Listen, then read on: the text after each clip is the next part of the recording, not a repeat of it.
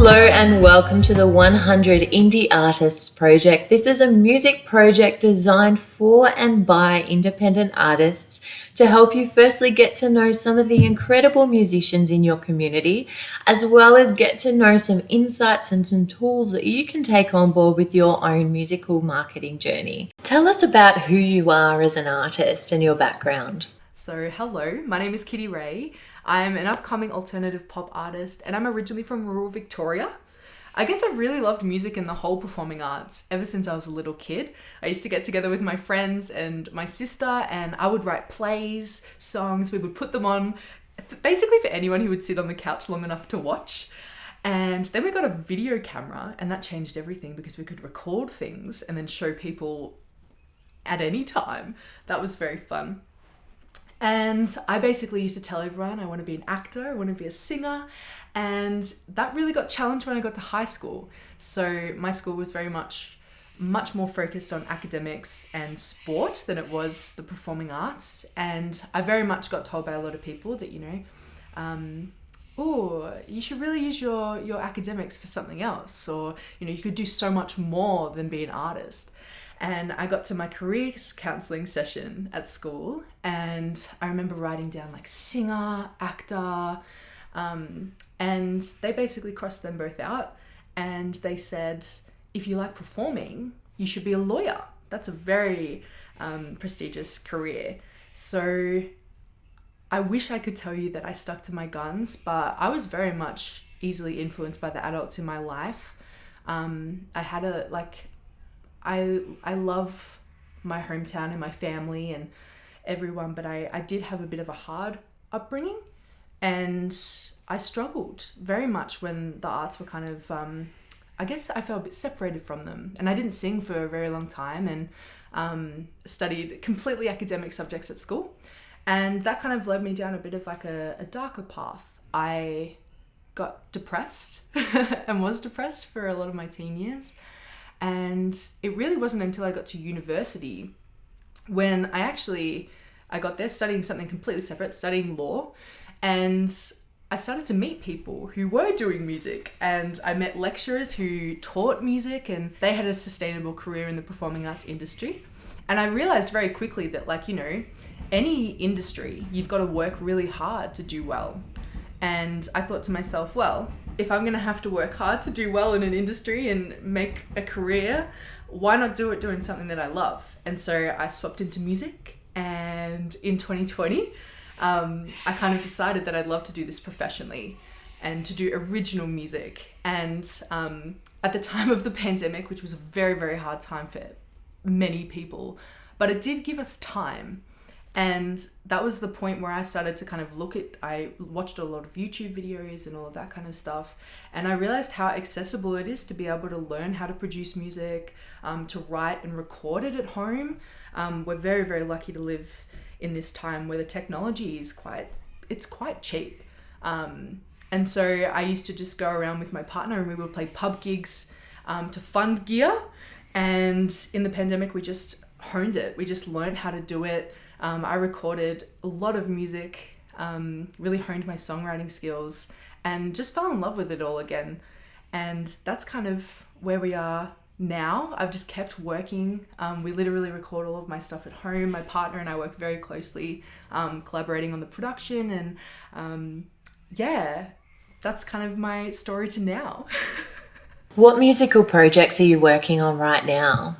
Oh my goodness. So at the time of recording, this is the week that my debut album comes out. It's probably out by the time you're listening to this or watching this. And if you are watching, this is the album. My debut album is called Lightning Strikes, and I kind of describe it as it tells my story as a genderqueer creative, just trying to find my place in the world and in a world that constantly questions your identity. That's pretty hard. And this is my journey to self-empowerment. The visual is all about owning your own power. I really, really, really am proud of this album and I'm so excited to take it on tour. So we're going on tour. We're doing what do they call it? East Coast tour, a co-headlining tour with Carlu, who's a Brisbane-based artist, and that's happening in October. And I'm just really excited. The songs are great. The show is looking amazing. My band are beautiful people. I can't wait to just walk through airports with them. And we've got a little hire van for our Sydney and Wollongong shows. So yeah, it's kind of our first taste of touring as a band. So I'm excited. I'm a little bit nervous because a lot of people say that, you know, we all love the idea of touring until we do it. But I think I really will love it. I just love the idea of traveling around, meeting lots of different people and connecting to people through music is my favorite thing in the whole world. So debut album.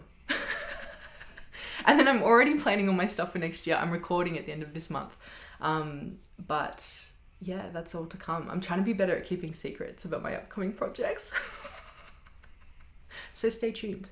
Where do you feel that you're at in your musical journey right now, and where would you like to get to? What a brilliant question. So as I kind of said already, I'm really, really proud of this debut album, and I can't wait to see like where it goes, really.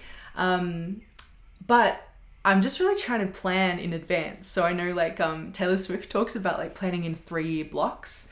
And so I'm just trying to build up to that. So I've kind of got my plans for next year, and I'm recording soon. And I really just want to be setting up a sustainable career. So something that will just keep building and building. And I'm really here for the long haul. And I know that it's a bit of a marathon. It's not a sprint. So I'm just trying to really keep that planning and keep the cogs moving so that we can keep going. In terms of where I'd like to get to, I have a song on my album called Intergalactic, and I kind of describe that as like my mission statement as an artist.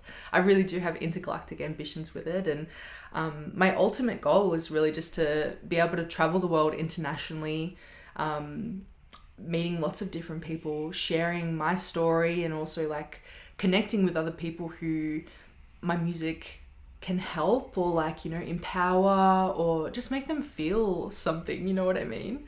I think music is such a beautiful way to connect with people, and I cannot wait to, connect with people all around the world. What do you love most about being an independent artist? For me, I really think it's the freedom about it. When I first started my music degree, which was like just a couple years ago really, I really thought that I needed to have a whole team, like a record label. I thought I needed to be signed. I thought I needed a manager and everyone to get anywhere. And that's so untrue. In this day and age, like honestly, the internet has opened up so much. And, you know, there's still some barriers in terms of like living out in the country. That was hard. And I think that was a big reason why I didn't think I could do it when I was younger, because I didn't have anyone around me doing this. And finances are always a big barrier. But in terms of if you've got a laptop, if you've got access to the internet, you can do so much. You can do so much. And that's essentially like what I'm doing. I recorded my first little demos off a little mixer that I got at a garage sale. And we've kind of built from there, just gigging and buying equipment from that money. And then, look, this is essentially like our little studio now. And I am really grateful to live in this generation where we have all of that access. And I honestly think that like compared to 10, 15 years ago, the barriers to getting started in the music industry are so much less. And the power of the independent artist is really here. And I'm really excited by it. Social media, you can find your audience. And I feel like that is the biggest power of an artist, is like essentially what we do is we connect people, right? And so before you needed to have a record label to kind of help you reach those people, you don't need that now. So I love that. I love that a lot. What do you find the most challenging about being an independent artist?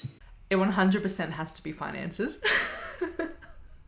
It's just one of those things that being an artist is essentially starting a business, and everyone knows that you like don't make money from the first few years of being a new business owner. And I think the same is for being an artist, if not more than a couple of years. It takes a while to get that going. And I don't come from a family with a lot of money, so it is hard. You got to balance other jobs outside of music to be able to fund. And I'm looking into grants now. That's something that I haven't really dabbled in before, but I can really see the benefit of looking into grants. So I'm excited for that. But aside from finances, I think the most challenging thing for me right now is probably, I would really love to have more people with more experience in the industry than me, just to bounce ideas off. I feel like I'm at the point where I'm really happy with my music, and I'm starting to build a really beautiful community, and I just want to like make sure that I'm planning the right things. I guess making the right moves.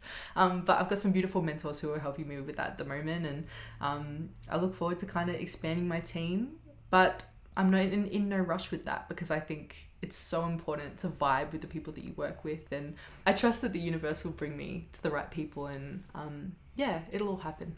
What has been your experience in marketing and promoting your music?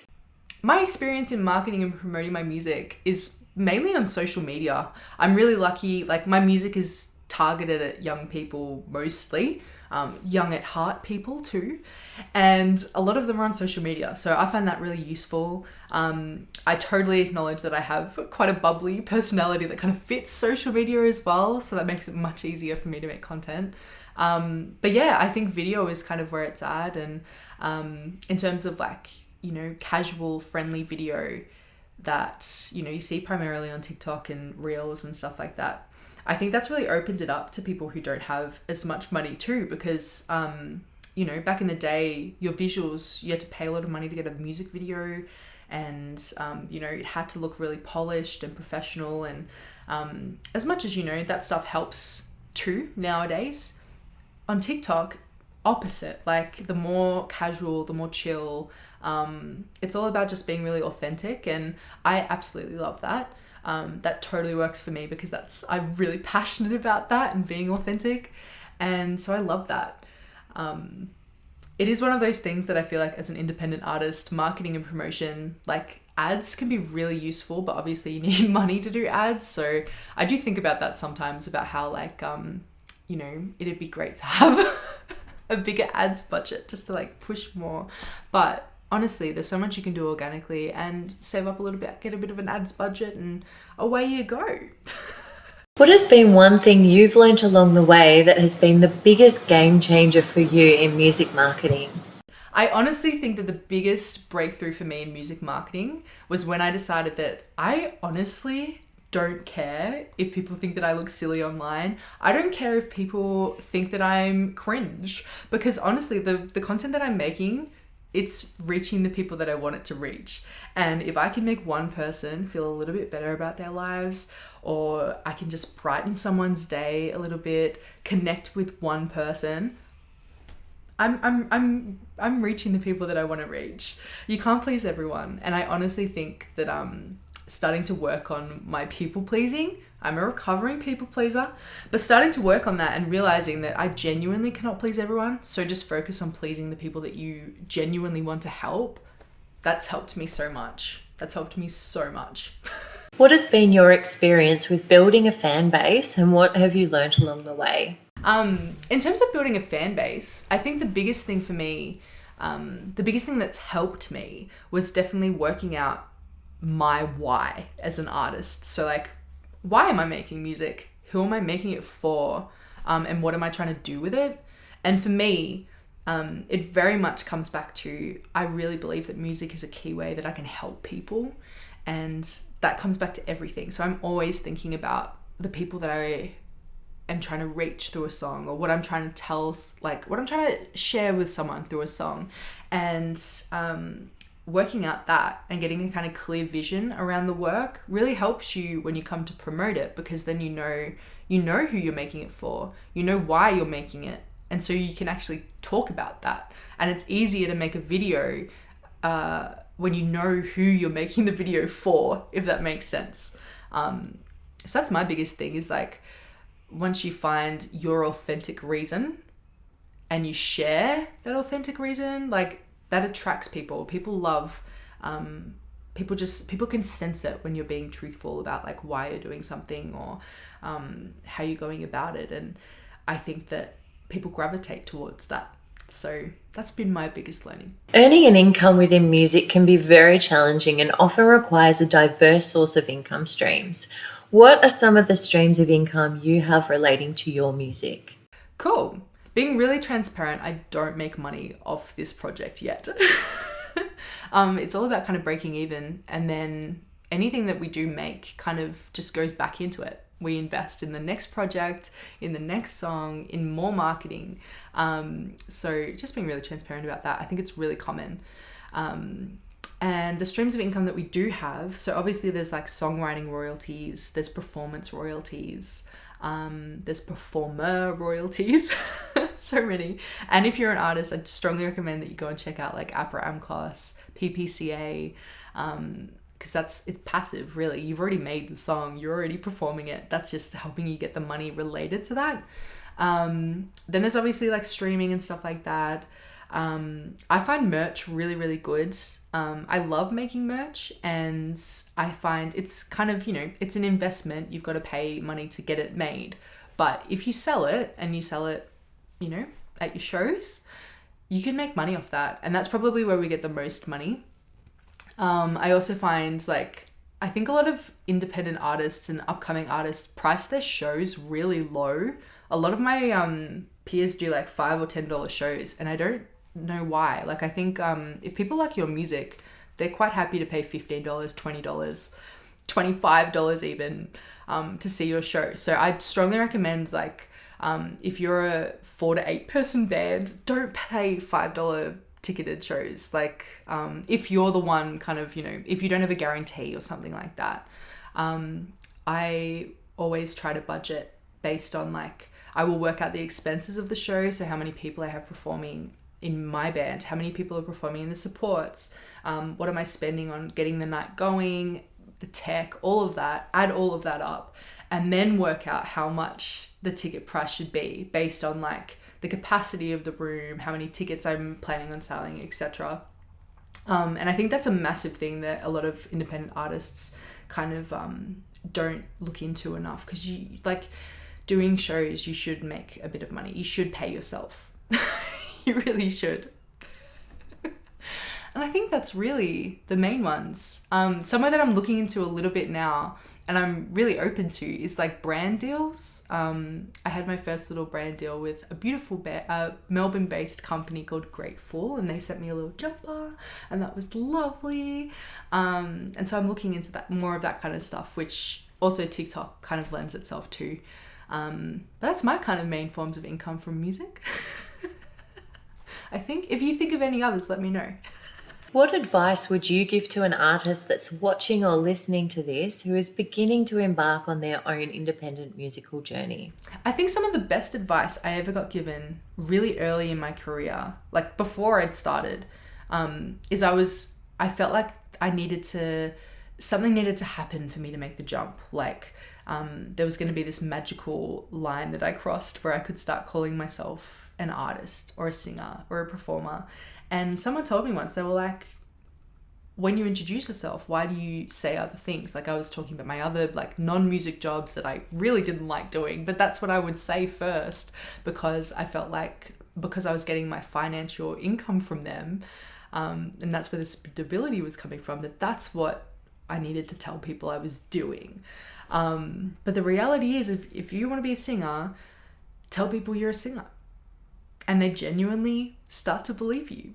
And there will always be people who kind of scoff at it or think that you're a bit silly for putting yourself out there, because it is an industry that is just purely putting yourself out there. And as much as a lot of people, laugh about the arts being a hobby or not a sustainable career, I honestly don't think most people could do a job in the arts, particularly as a performer, because you're putting yourself out there all the time, and you have to work on yourself to be able to be stable in that. So I totally recommend going and doing therapy, whether you have any issues or not. It's about finding out what makes you tick, if there's anything in that triggers you, because as you get bigger and bigger, that stuff only magnifies.